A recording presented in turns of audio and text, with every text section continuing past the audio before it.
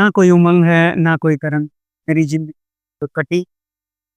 नमस्कार, मेरा नाम अभिषेक है और आप देख रहे हैं बेसिक साइंस और इंजीनियरिंग की क्लासेस। शुरुआत करते हैं इस कोट के साथ जो आनंद बख्शी के द्वारा लिखा गया है, आज उनका जन्मदिन है। आइए शुरुआत करते हैं अपने बेसिक साइंस और इंजीनियरिंग की।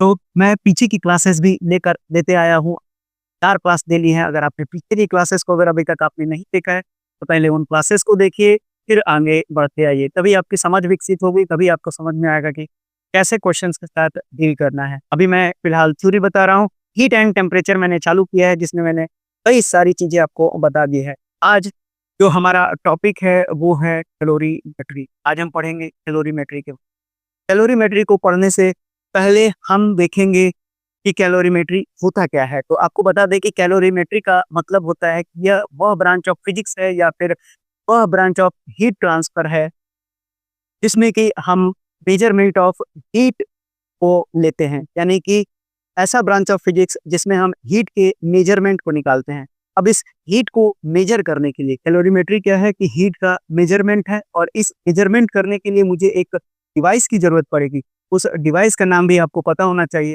डिवाइस को बोलते हैं कैलोरी। याद रखेंगे उस डिवाइस का नाम क्या है, कैलोरीमीटर। अब हम क्या देखेंगे, तो कैलोरीमेट्री क्या होती है, यदि आपको समझ में आ गया। इससे क्या करता है, हीट मेजरमेंट करता है। हीट मेजरमेंट कैसे करता है, तो एक डिवाइस का उपयोग किया जाता है। उस डिवाइस का नाम क्या है, तो उस डिवाइस का नाम कैलोरीमेट्री है। इतनी बातें अब आपको समझ में आ गई होंगी। अब आइए बढ़ते हैं इसके आगे। अब आपको बता दें कि हीट जो यहाँ पर मिलता है, उसको मेजर किस में करते हैं। तो हीट को मेजर करते हैं हम कैलोरी में या फिर किलो कैलोरी में, ये भी बात आप याद रखेंगे। अब आइए, मेरा अगला टॉपिक होगा प्रिंसिपल ऑफ कैलोरीमेट्री। अब प्रिंसिपल ऑफ कैलोरीमेट्री में हम एक इक्वेशन को डिराइव करेंगे। साथ ही साथ अब हम जानेंगे हॉट बॉडी और कोल्ड बॉडी के बारे में। मान लीजिए कि मेरे पास एक बॉडी ए है, तो एक हॉट बॉडी है। इसी तरह से मेरे पास एक बॉडी बी है, जो कि कोल्ड बॉडी है। अब हम इन दोनों को मिक्स करेंगे, तो जाहिर सी बात है कि जो गर्म बॉडी का हीट है, वो ट्रांसफर होगा कोल्ड बॉडी की ओर, और एक समय पर ऐसा आएगा जो दोनों इक्विलिब्रियम में हो जाए। तो प्रिंसिपल ऑफ कैलोरीमेट्री क्या कहता है कि अगर दो बॉडीज हैं अलग अलग, जिनका टेम्परेचर दिया हुआ है, जिनका अलग अलग मासेस है, तो इक्विलिब्रियम में जब ये आएंगे, तो जो ये हीट लॉस करेगा, वो हीट के बराबर होता है। इसी प्रिंसिपल को हम प्रिंसिपल ऑफ कैलोरीमेट्री कहते हैं। तो अगर प्रिंसिपल ऑफ कैलोरीमेट्री को मैं लिखूं, तो आसान भाषा में क्या कह सकते हैं, तो हीट लॉस होता है बॉडी से, heat lost by the body, वो बराबर होता है किसके, ये होता है heat gained by the body. ये दोनों क्या होते हैं, बराबर होते हैं, यानी इक्विलिब्रियम में आ जाते हैं। Heat gained by the body, ये चीजें आपको दिमाग में रखनी है। अब हम इसी का इस्तेमाल करेंगे और इक्वेशंस को भी डिराइव करेंगे। अब आपको बता दें कि प्रिंसिपल ऑफ जो कैलोरीमेट्री है, वो किस लॉ पर बेस्ड है, तो law of conservation of energy पर बेस्ड है। क्योंकि हीट क्या है, हीट एक एनर्जी का फॉर्म है। तो मैं अब इसको क्या लिख सकता हूँ, मैं लिख सकता हूँ कि ये जो बेस्ड है, based on the law of conservation of, आपको याद रखना है कि law of conservation of heat energy पर ये बेस्ड हो। इतनी बातें आपको समझ में आ गई हों। चलिए अब हम बढ़ते हैं आगे। तो मैंने क्या बताया आपको कि प्रिंसिपल ऑफ कैलोरीमेट्री, कैलोरीमेट्री क्या होता है, ये मैंने अभी तक आपको बता दिया। साथ ही साथ वो इंस्ट्रूमेंट का भी नाम बता दिया, जिससे कि हीट को मेजरमेंट किया जाता है। अब हम क्या मानेंगे कि मेरे पास एक बॉडी ए है और दूसरी बॉडी बी है। अब इसका मास मैंने m1 लिया, इसका मास मैंने m2 लिया। अब उसी तरह से एक हॉट बॉडी है, मैं ये भी लिख देता हूँ कि एक बॉडी हॉट है और दूसरी बॉडी कैसी है, तो दूसरी बॉडी कोल्ड बॉडी। अब अगर मैं बोलूँ इसका मास m1 है और इसका मास m2 है, उसी तरह से इसका तापमान T1 है और इसका तापमान T2 है। याद रखिएगा T1 ग्रेटर देन है T2, यानी हॉट बॉडी जाहिर सी बात है गर्म होगा कोल्ड बॉडी से। अब उसके बाद मैं मान लेता हूँ कि C1 या फिर आप S1 भी मान सकते हैं। अब क्या है, यदि मैं बताता हूँ ये C2 या फिर आप S2, ये मैं पीछे की क्लासेस में पढ़ा चुका हूँ। ये मेरा क्या है, ये मेरा स्पेसिफिक हीट है। तो स्पेसिफिक हीट ऑफ बॉडी ए है और ये मेरा स्पेसिफिक हीट ऑफ बॉडी 2 है। अब मैं मान लेता हूं कि मेरे पास एक T है, T डिग्री सेल्सियस या फिर T डिग्री केल्विन, मेरे पास क्या है, एक फाइनल टेम्परेचर है। और ये फाइनल टेम्परेचर किस पर है, एट इक्विलिब्रियम पर है। क्योंकि मैंने बताया कि हॉट बॉडी और कोल्ड बॉडी, जब हॉट बॉडी से कोल्ड बॉडी में आपका हीट का ट्रांसफर होगा, तो ये एक इक्विलिब्रियम कंडीशन गेन करेगा। उस पॉइंट पे जो टेम्परेचर होगा, उसको हम T डिग्री सेल्सियस मान लेते हैं या फिर T डिग्री केल्विन मान लेते हैं। अब ये सेल्सियस और डिग्री केल्विन की बातें मैं आपको बताऊंगा कि क्वेश्चंस में कैसे सॉल्व करते हैं, कैसे देखते हैं, कब कहाँ क्या करेंगे, ये आपको धीरे धीरे समझ में आएगा जब आप क्लासेस को रेगुलर करेंगे। अब यहाँ पर एक टर्म आया है सी या फिर एस। सी या फिर एस को डिनोट करते हैं स्पेसिफिक हीट से, और स्पेसिफिक हीट मैं पीछे की क्लासेस में आपको बता रखा हूँ, फिर से बता देता हूँ कि amount of heat required to raise the temperature of 1 gram of water by 1 degree Celsius. या फिर इसी को दूसरे शब्दों में अगर मैं परिभाषित करूँ तो amount of heat required to raise the unit mass of substance by unit degree Celsius या फिर राइजिंग टेम्परेचर से। यही दोनों का मतलब एक होता है, यानी कि अगर मेरे पास कुछ यूनिट मास है, अगर उसमें 1 डिग्री सेल्सियस की मुझे बढ़ोतरी करनी है तो कितना अमाउंट ऑफ हीट की जरूरत पड़ेगी, ये मेरा स्पेसिफिक हीट कहलाता है, जिसको कि हम एस या फिर सी से डिनोट करते हैं। तो अब यहाँ पर जो डिग्री होता है वो 1 डिग्री सेल्सियस भी हो सकता है या फिर 1 डिग्री केल्विन भी हो सकता है। भाई पढ़ते जाइए, ये सारी बातें आपको क्लियर हो जाएंगी जैसे जैसे मैं न्यूमेरिकल कराऊंगा समय भी। अब मैंने इसकी यूनिट भी आपको बता रखी है, इसकी यूनिट होती है जूल पर केजी पर केल्विन, ये भी मैंने बता रखा है, या फिर जूल पर केजी या फिर डिग्री सेल्सियस पर डिग्री सेल्सियस, दोनों आपको बता रखा है। अब मैंने आपको इसका डायमेंशनल फॉर्मूला भी बता रखा है, मैंने इसका डायमेंशनल फॉर्मूला आपको लिखा रखा है L2 और थीटा का पावर -1, ये भी याद रखिएगा। अब जो वैल्यू ऑफ स्पेसिफिक हीट होता है वो नेचर ऑफ सबस्टेंस पे डिपेंड करता है, यानी कि डिफरेंट सबस्टेंस के लिए जो स्पेसिफिक हीट की वैल्यू होगी वो डिफरेंट होगी। यही बात अब आपको क्लियर हो गई, इसीलिए पीछे की क्लासेस देखना जरूरी है, तभी आप आगे बढ़ते हुए आइए। तो मैंने आपको स्पेसिफिक हीट परिभाषा बता दी, मैंने आपको साथ ही साथ ये भी बताया था कि एस होता क्या है। तो एस होता है heat per unit mass into delta T होता है, यही तो अभी डेफिनेशन से बताया मैंने। तो अब अगर मैं यहाँ से क्यू की वैल्यू निकालूंगा तो ये क्या हो जाएगा, एस या फिर सी से भी डिनोट कर सकते हैं, तो C M into delta T या फिर S M into delta T हो जाएगा। यही हीट तो पूछा जा रहा है कि amount of heat required to raise the temperature, यही तो हमको निकालना होता है।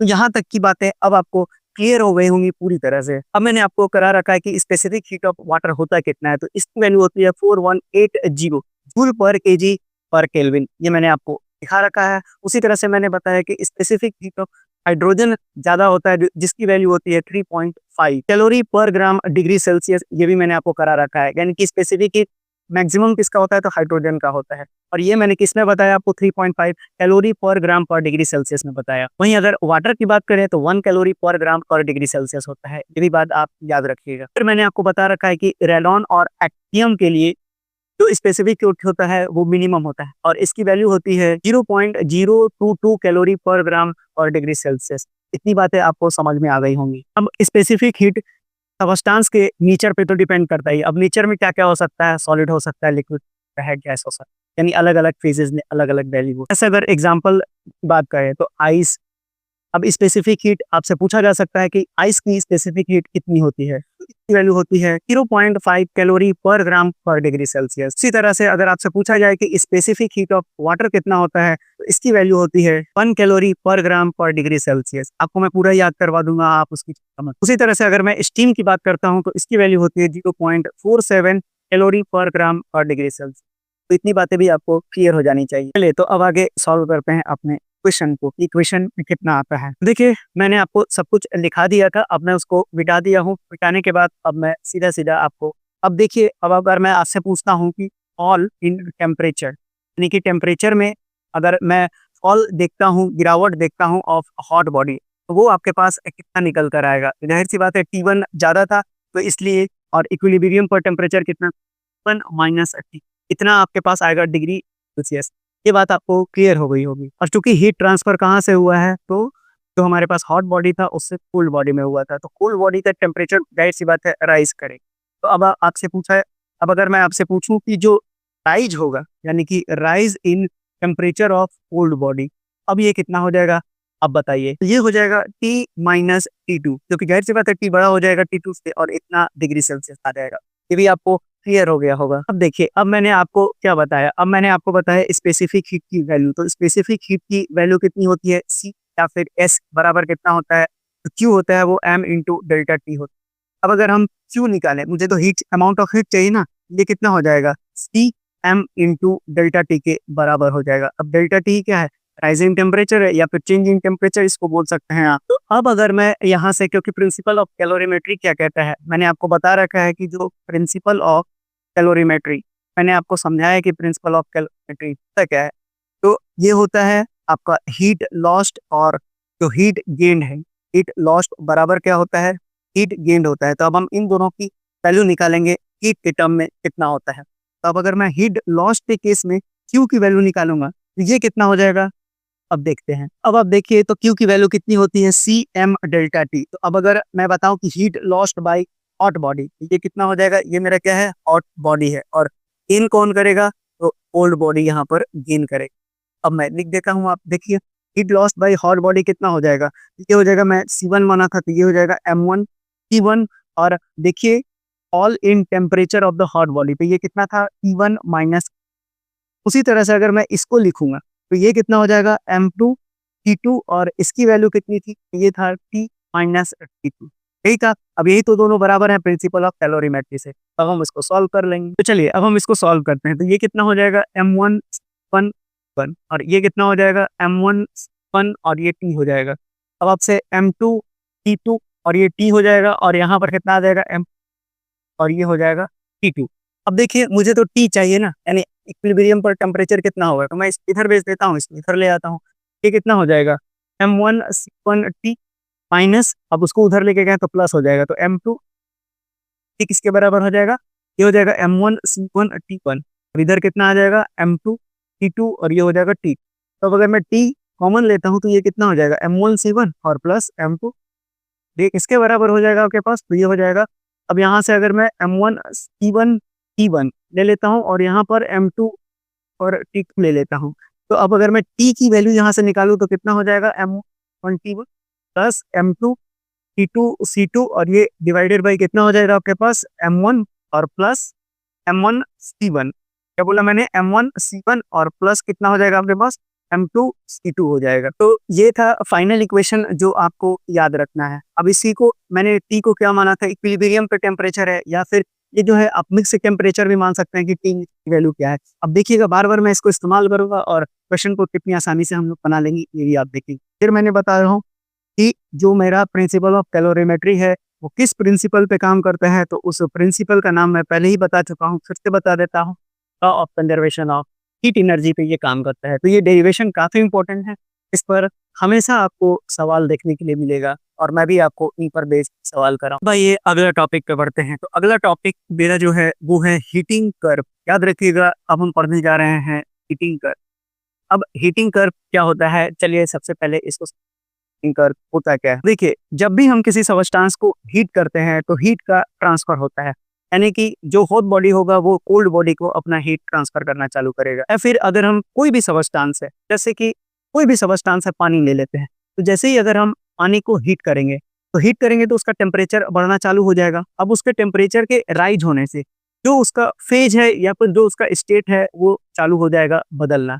जैसे कि शुरुआत में आपके पास अगर आइस था, आइस को अगर आप हीट कर रहे हैं तो वो किसमें जाएगा, आइस आपका सॉलिड है, सॉलिड से फिर वो क्या बनेगा, लिक्विड बनेगा, पानी बनेगा, और फिर क्या होगा, लिक्विड से क्या बनेगा आपका, वो वेपर होगा। यानी कि समय के साथ आप देखिए टेम्परेचर में क्या हो रहा है, टेम्परेचर के बदलने से और समय के साथ बदलने से जो स्टेट ऑफ सबस्टांस है या जो फेज है सबस्टांस का, फेज का मतलब तीन ही चीज होता है, सॉलिड, लिक्विड या फिर गैस, या फिर उसी को आप स्टेट्स ऑफ मैटर बोलते हैं, सॉलिड, लिक्विड, गैस, कोई अलग चीज नहीं। तो इनमें क्या हो रहा है, बदलाव हो रहा है। तो इससे जो कर्व जनरेट होगा, इसके किसके बीच में, टेम्परेचर और टाइम के बीच में, जब मैं एक ग्राफ प्लॉट करूंगा और इससे जो पानी है या फिर जो आइस है या फिर जो सबस्टांस है उसके जो फेज में बदलाव होगा, यही कर्व हमारा हीटिंग कर्व कहलाता है। यानी हीट देने से कैसा कर्व बन रहा है वो मेरा हीटिंग कर्व कहलाता है, और उसका मैंने पूरा प्रक्रिया आपको बता दिया। अब हम पढ़ेंगे कि हीटिंग कर्व के ग्राफ को हम कैसे बनाते हैं। आइए समझते हैं ग्राफ को। देखिए अब ग्राफ कर्व को देखिए, हीटिंग कर्व का ग्राफ कैसा बनता है। तो मैंने क्या बताया कि अब हम एक तरफ क्या लेंगे, टाइम लेंगे, और दूसरे तरफ हम क्या लेंगे, टेम्परेचर ले लेते हैं। तो मैंने आपको बताया कि मेरे पास कंडीशन क्या क्या होगा। मान लेते हैं ये मेरा 0 पॉइंट है, ओरिजिन है ये। अब टेम्परेचर को मैंने टी ले रखा है और यहाँ पर मैंने टाइम को छोटा टी, याद रखिएगा छोटा टाइम टी है और बड़ा टी टेम्परेचर है। तो अब अगर मैं बोलता हूँ कि मेरे पास टेम्परेचर है, मान लेते हैं कि थोड़ा सा और आगे बना लेते हैं, चलिए आगे बढ़ते हैं। तो मान लेते हैं कि यहाँ पर मेरा समय था T1 और उसी समय पर मुझे एक तापमान मिला जो कि T1 है। तो यानी कि यहाँ पर मुझे एक फेज मिलेगा। अब मैं इसको क्या बता रहा हूँ, मैंने बताया शुरुआत में आइस वाटर कैसा होगा, सॉलिड होगा। तो अब अगर मैं देखूँ तो यहाँ से यहाँ तक जो ग्राफ का रेंज है, और ये जो वैल्यू बता रहा है वो किसको बता रहा है, स्लोप, ये बता रहा है आपकी सॉलिड स्टेट को। अब ये टेम्परेचर वो टेम्परेचर है जिस पर कि अभी हम कांस्टेंट हीट करेंगे। कांस्टेंट हीट करने से अब मेरे पास जो सॉलिड है वो क्या होना चालू हो जाएगा, वो मेल्ट होना चालू हो जाएगा। ये प्रक्रिया यहाँ पर कौन सा चलेगा, मेल्टिंग। और ये सारे टॉपिक मैंने समझा रखा है कि सॉलिड क्या होता है, मेल्टिंग। आप पीछे की क्लासेस देखिए और इतना बड़े तो हो गए हैं कि इस तरह के एग्जाम अगर दे रहे हैं तो आपको मेल्टिंग और सॉलिड पता होगा, ये तो बताने की जरूरत नहीं पड़ती। ठीक है, तो यानी कि अब यहाँ से सॉलिड से क्या हुआ, अब मेरे पास स्टेट ऑफ सबस्टांस चेंज होना चालू होगा। तो अगर ये पॉइंट ए था और मेरे पास बी पॉइंट तक मैंने कांस्टेंट टेम्परेचर पे इसको मेल्ट किया, तो मेल्ट किया तो अब यहाँ पर भी क्या होगा, ये जो फेज आएगा, अब यहाँ पर सॉलिड और लिक्विड दोनों चीजें होंगी, क्योंकि सॉलिड ही बदलना चालू किसमें किया है, लिक्विड में चालू किया है। अब ये फेज मेरा कैसा हो गया, तो यहाँ पर टेम्परेचर मेरे पास मैंने मांग लिया कि यहाँ पर टाइम T2 तक मेरा टेम्परेचर T1 था। अब मैं आगे बढ़ता हूँ। अब आप बी पॉइंट तक की बातें समझ गए। अब मैं क्या किया कि अब मैंने टेम्परेचर को कितना कर दिया, T2 कर दिया। अब मैं T2 के तापमान तक लेकर गया और T2 के तापमान तक इसको हीट किया। अब हीट करने पर ये वाला जो फेज बना, अब ये तो क्या रहेगा आपका, ये जाहिर सी बात है लिक्विड तो रहेगा ही रहेगा, ये लिक्विड तो था ही, लेकिन ध्यान रखिएगा अब ये केवल और केवल लिक्विड है जो गर्म हो रहा है। अब इसके बाद कौन सी प्रक्रिया चालू हो जाएगी आपके पास, यहाँ तक तो मेल्टिंग हो रहा था, अब यहाँ के बाद क्या होना चालू हो जाएगा, जाहिर सी बात है बॉइलिंग चालू हो जाएगा। और जब बॉइलिंग चालू हो जाएगा तो यहाँ पर क्या बनेगा आपका, इस पॉइंट पर आपके पास क्या बनेगा, अब यहाँ पर T2 था और ये मेरा टेम्परेचर कितना हो गया, T3 हो गया। तो याद रखिए अब इसके बाद मेरा टेम्परेचर क्या बनाएगा, लिक्विड, और साथ ही साथ अब वेपर में बल्ब बनना चालू हो जाएगा, तो हम क्या बोल सकते हैं, गैस होगा। और जब इसके बाद आगे भागेगा तो जाहिर सी बात है केवल और केवल स्टीम बचेगा, यानी कि ये वाला जो फेज आएगा केवल और केवल गैस आएगा। तो ए बी, ये हो जाएगा सी, ये हो जाएगा डी, और ये हो जाएगा आपका। तो ये जो आप देख रहे हैं यहाँ T3, इसके बाद ये T4 कर दीजिए आगे, अब ये टेम्परेचर बनाने की जरूरत नहीं है। तो ये जो ग्राफ आप देख रहे हैं, इसी ग्राफ को हम क्या बोलते हैं, हीटिंग कर्व बोलते हैं या फिर हीटिंग ग्राफ बोलते हैं। तो ये बात भी अब आपको पूरी तरह से क्लियर हो गई होगी। ये जो आप ग्राफ देख रहे हैं, तो ग्राफ में आप देखेंगे OA स्लोप है, PC स्लोप है, DE स्लोप है, कितने भी स्लोप्स होते हैं। तो जो आपका स्पेसिफिक हीट होता है, इस ग्राफ से पर्टिकुलर आपको याद रखना है, ये जो स्पेसिफिक हीट होता है वो इनवर्सली प्रोपोर्शनल होता है आपके। इनवर्सली प्रोपोर्शनल किसके होता है, तो जो स्लोप ऑफ कर्व बन रहा है उसके इनवर्सली प्रोपोर्शनल होता है। ये बात आप याद रखेंगे, काफी इंपॉर्टेंट पॉइंट है, आप याद रखिएगा इसको। अब जाहिर सी बात है कि जो स्पेसिफिक हीट होगा वो स्लोप ऑफ कर्व जितना बड़ा होता चला जाएगा, यानी ये जितना बड़ा होगा slope of curve, specific heat उतना छोटा होगा, ये जितना छोटा होगा ये उतना ज्यादा होगा। यही इस पॉइंट का सीधा सीधा मतलब है, जो ग्राफ आपको सीधा सीधा बता रहा है। अब आइए इस ग्राफ को और थोड़ा सा स्टडी करने से पहले आपको थोड़ा सा फिर से लेटेंट हीट समझा दिया जाए कि लेटेंट हीट क्या होता है। तो जो अमाउंट ऑफ सबस्टांस होता है, पहले वो सॉलिड से लिक्विड बनता है और फिर वो लिक्विड से गैस बनता है, और जब उसमें कोई तापमान में कोई चेंजेस नहीं होता है, यही प्रक्रिया आपका लेटेंट हीट, यानी कि फेज चेंज तो होता है पर तापमान का बदलाव नहीं होता है, ऐसे हीट को हम कहते हैं लेटेंट। के बाद याद रखिएगा, पहले भी बता रखा है, समझा भी रखा है। अब उसके बाद समझते हैं, अब लेटेंट हीट होता क्या है। जैसा कि मैंने समझाया आपको, लेटेंट हीट को L से डिनोट करते हैं, और ये कितना होता है, तो ये होता है Q/M। यहाँ से जो हीट निकलता है वो किसके बराबर होता है, तो Q बराबर ml के बराबर होता है। ये बात आप याद रखिएगा। अब इसकी यूनिट क्या होती है, तो यूनिट भी मैंने पढ़ा रखा है, जूल पर केजी होता है या फिर कैलोरी पर ग्राम होता है। अब रखिएगा, जूल पर केजी होता है या फिर कैलोरी पर ग्राम होता है। एक मैं हमेशा ऐसा यूनिट बता रहा हूँ, दूसरा सीपीएस यूनिट बता रहा हूँ। ऐसा इसलिए कि जब आप क्वेश्चन को देखेंगे तो इसी तरह के क्वेश्चन आपसे पूछे जाते हैं ALP बेसिक साइंस और इंजीनियरिंग। जाहिर सी बात है आइस मेल्ट करेगा तो latent heat of fusion of ice बनेगा। अब latent heat of fusion of ice की वैल्यू कितनी होती है, तो ये होती है 80 कैलोरी पर ग्राम, जो कि बराबर किसके होती है, 3.33 इंटू 10 का पावर 5 जूल पर केजी के बराबर होता है। इसी तरह से जब पानी वेपर बनता है तो उसको हम लोग बोलते हैं लेटेंट हीट ऑफ वेपराइजेशन। जब तापमान चेंज नहीं होगा तब की बात कर रहा हूँ मैं।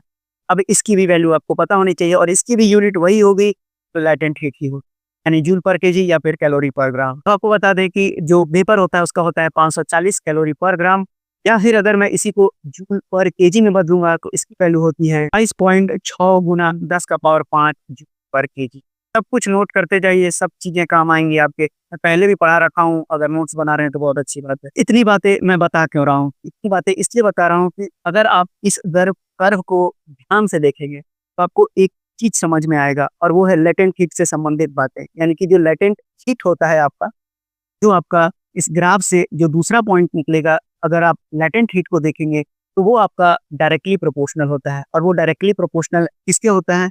वो होता है लेंथ ऑफ हॉरिजॉन्टल लाइन के। देखिए आप हॉरिजॉन्टल लाइन को डायरेक्टली प्रोपोर्शनल होता है, यानी लैटेंट हीट बढ़ेगा जैसे जैसे लेंथ ऑफ हॉरिजॉन्टल लाइन बढ़ता जा रहा है, लैटेंट हीट बढ़ता जा रहा है। यानी जब भी हम लैटेंट हीट को निकालेंगे वो प्रोपोर्शनल होगा इसके लेंथ ऑफ हॉरिजॉन्टल लाइन के। जैसे जैसे लाइन हमारा बढ़ता चला जाएगा यानी फेज चेंज होता चला जाएगा, मैंने बताया, लेकिन टेम्परेचर कांस्टेंट रहेगा, तो उसको हम लोग क्या बोलते हैं?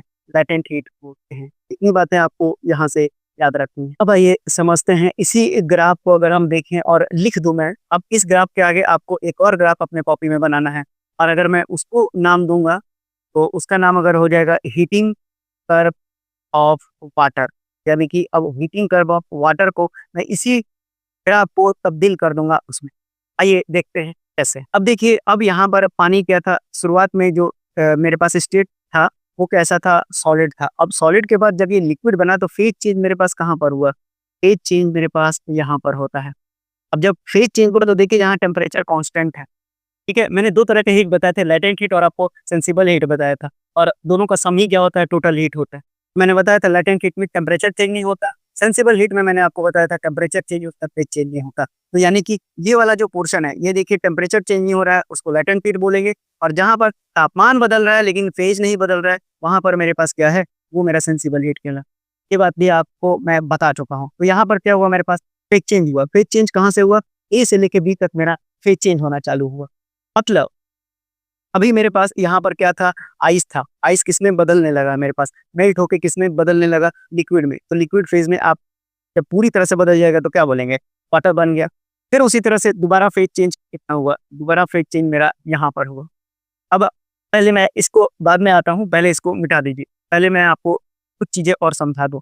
अब जिस पॉइंट पर आपका फेज चेंज हुआ, ध्यान से समझिएगा, अब यहाँ के बाद फेज में बदलाव आ गया, यानी कि इसके बाद आइस जो है वो पूरी तरह से लिक्विड में तब्दील हो गया।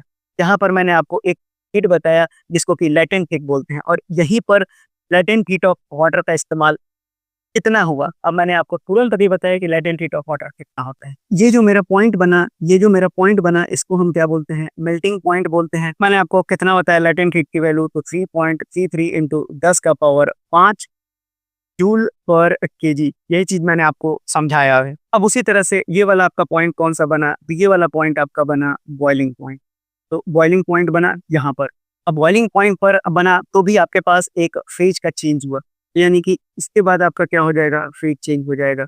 यानी कि जैसे ही जब वो फेज चेंज हो जाएगा तो फेज चेंज होने के बाद ये प्रक्रिया जो बी बनेगा वो क्या बन जाएगा? यहाँ पर ये आपका बन गया गैस फेज, और गैस फेज को हम क्या बोलते हैं? तो यहाँ पर, और गैस मैंने पहले से भी लिख रखा है। तो यहाँ पर भी आपके पास लेटेंट हीट की वैल्यू कितनी आ जाएगी? तो मैंने आपको स्टीम के लिए बता रखा है लेटेंट, तो होता है 22.6 गुना 10 का पावर 5 कैलोरी पर ग्राम में अभी आप लिख सकते हैं। तो अब ये जो ग्राफ आपको दिख रहा है, तो अब ये ग्राफ किसका बन गया? ये बन गया हीटिंग कर्व ऑफ वाटर का ग्राफ बन गया। तो जितनी भी बातें मैंने आपको समझाया, ये हर एक पॉइंट आपके लिए इम्पोर्टेंट है जो आपके एलपी और टेक्नीशियन के बेसिक साइंस और इंजीनियरिंग में। तो अगर आप क्लासेस नहीं देख रहे हैं पीछे, तो पीछे की क्लासेस को आइए। आज के लिए हम इतने ही रखेंगे, आगे की क्लासेस अब हम आगे की क्लासेस में। चलिए, तो शुरुआत की जो शायरी थी वो थी आनंद बख्शी साहब पर, जिनका आज जन्मदिन है। जाते जाते अब गाने को सुनते जाइए जो आनंद बख्शी ने। तो स्वस्थ रहिए, पढ़ते रहिए, एग्जाम काफी ज्यादा है, आने वाले एग्जाम्स उनको देखते रहिए। धन्यवाद।